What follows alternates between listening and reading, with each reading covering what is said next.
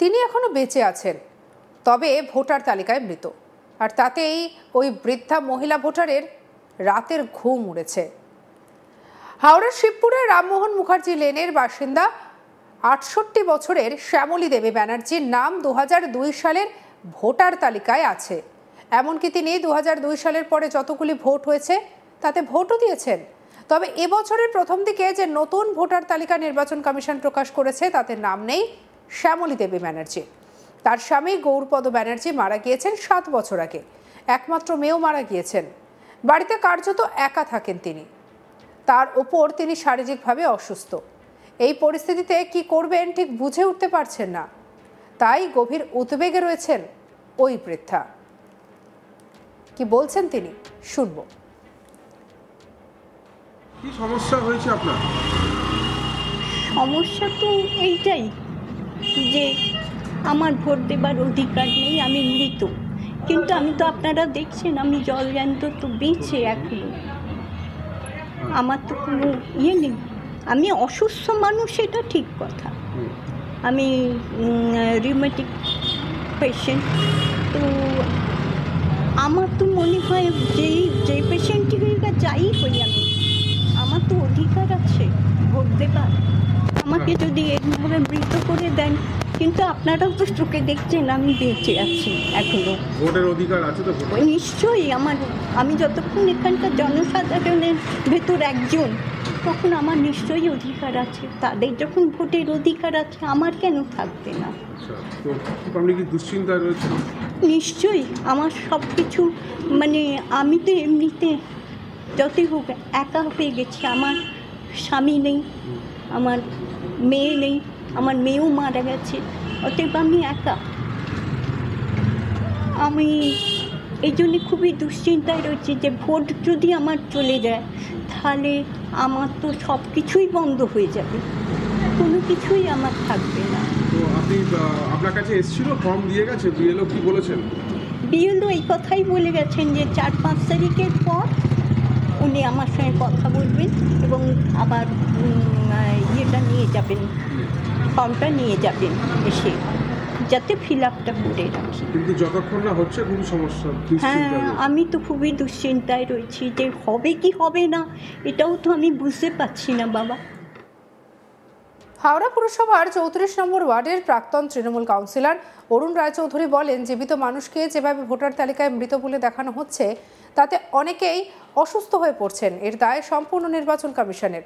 এখন প্রবীণ জীবিত ভোটারকে প্রমাণ করতে হচ্ছে তিনি মারা যাননি। কি বলছেন অরুণ রায়চৌধুরী শুনব।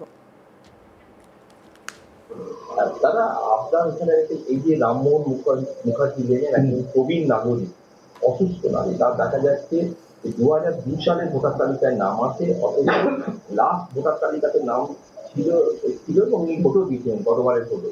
অথচ এই যে ভোটার তালিকা তৈরি হয়েছে, লাস্ট ভোটার তালিকা, হ্যাঁ, এবছরের জানুয়ারি ফেব্রুয়ারি মাস নাগাদ, তাতে দেখা যাচ্ছে তার নাম নেই, তিনি মৃত। কি বলবেন? এটা হচ্ছে বাড়ি বাড়ি আমরা যেমন স্ক্রুটিনি করি, তেমনি কোন একটি দল বাড়ি বাড়ি স্ক্রুটিনি করছে যে যাদের চলতে ফিরতে পারছে না, অথর্ব, কেউ দেখার নেই, তাদের নামগুলো কেটে দাও। কেটে দিলে তারা নড়াচড়া করতে পারবে না, ভোটার লিস্ট থেকে নামও বাদ চলে যাবে। জীবিত লোককে মৃত দেখানোর এই একটা পরিকল্পনা করে কোনো একটা দল চলছে। আমরা কিন্তু এটা হতে দেবো না। এইটাই তার প্রতিফলন। এইভাবে যে চলছে তার প্রমাণ। উনি জীবিত, বেঁচে আছেন, যেহেতু উনি অসুস্থ, বেরোতে পারেন না বাড়ি থেকে, চলতে ফিরতে পারেন না, দাও এর নামটা কেটে। কি করে কাটবে? ডিলিট করিয়ে দিল মৃত বলে। তো নির্বাচন কমিশনের একটা উচিত এনার নামটা তোলার জন্য এক্ষুনি ব্যবস্থা গ্রহণ করা। উনি ওনার অফিসার পাঠিয়ে এটা করার, কেন হয়েছে এর উত্তর নির্বাচন কমিশনের থেকে চাওয়া উচিত। আমরা চাইবো ওনাকে নতুন করে আবার আবেদন করতে হবে।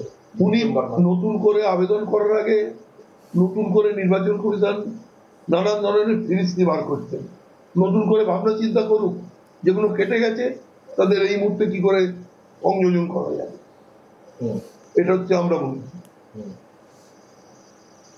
বিএলও তো বলছি যে ডিসেম্বর মাসে ফর্ম ফিল আপ করতে, ওনাকে তাই বলে যাবে।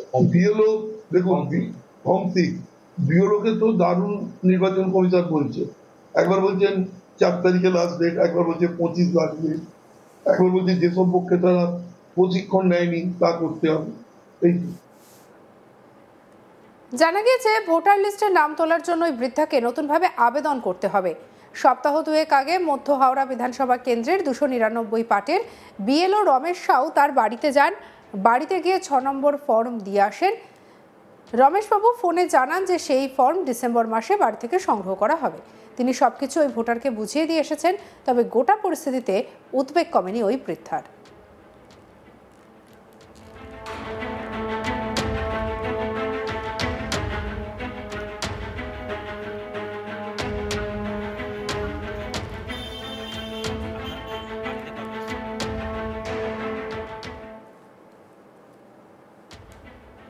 ভাবতে পারছেন কি অবস্থা? বৃদ্ধা বলছেন যে তার স্বামী মারা গিয়েছে, একমাত্র মেয়ে সেও মারা গিয়েছে, তিনি একা থাকেন। কতটা অসহায় অবস্থা তার নামটা নাকি বাদ চলে গেছে, জীবিত আছেন, বলা হচ্ছে মৃত। কি বলছেন তিনি, শুনুন। কি সমস্যা হয়েছে আপনার? সমস্যা তো এইটাই যে আমার ভোট দেবার অধিকার নেই, আমি মৃত। কিন্তু আমি তো আপনারা দেখছেন আমি জলজ্যান্ত তো বেঁচে এখনো, আমার তো কোনো ইয়ে নেই। আমি অসুস্থ মানুষ, এটা ঠিক কথা। আমি রিউমেটিক পেশেন্ট, তো আমার তো মনে হয় যে পেশেন্টই যাই হই আমি, আমার তো অধিকার আছে ভোট দেবার। আমাকে যদি এরকমভাবে মৃত করে দেন, কিন্তু আপনারাও তো চোখে দেখছেন আমি বেঁচে আছি এখনো। ভোটের অধিকার আছে তো? নিশ্চয়ই আমি যতক্ষণ এখানকার জনসাধারণের ভেতর একজন, তখন আমার নিশ্চয়ই অধিকার আছে। তাদের যখন ভোটের অধিকার আছে, আমার কেন থাকবে না? তো আপনি কি দুশ্চিন্তায় রয়েছেন? নিশ্চয়ই আমার সব কিছু, মানে আমি তো এমনিতে যতই হোক একা হয়ে গেছি। আমার স্বামী নেই, আমার মেয়ে নেই, আমার মেয়েও মারা গেছে, অতএব আমি একা। আমি এই জন্যে খুবই দুশ্চিন্তায় রয়েছি যে ভোট যদি আমার চলে যায়, তাহলে আমার তো সব কিছুই বন্ধ হয়ে যাবে, কোনো কিছুই আমার থাকবে না। তো আপনি আপনার কাছে এসেছিল, ফর্ম দিয়ে গেছে, বিএলও কি বলেছেন? বিএলও এই কথাই বলে গেছেন যে 4-5 তারিখের পর উনি আমার সঙ্গে কথা বলবেন এবং আবার ইয়েটা নিয়ে যাবেন, ফর্মটা নিয়ে যাবেন এসে, যাতে ফিল আপটা করে রাখি। কিন্তু যতক্ষণ না হচ্ছে খুবই সমস্যা। হ্যাঁ, আমি তো খুবই দুশ্চিন্তায় রয়েছি যে হবে কি হবে না, এটাও তো আমি বুঝতে পারছি না বাবা। কি সমস্যা হয়েছে আপনার? সঙ্গে রাখুন আজ তাক বাংলাকে অন্যান্য খবরের জন্য সাবস্ক্রাইব করতে ভুলবেন না।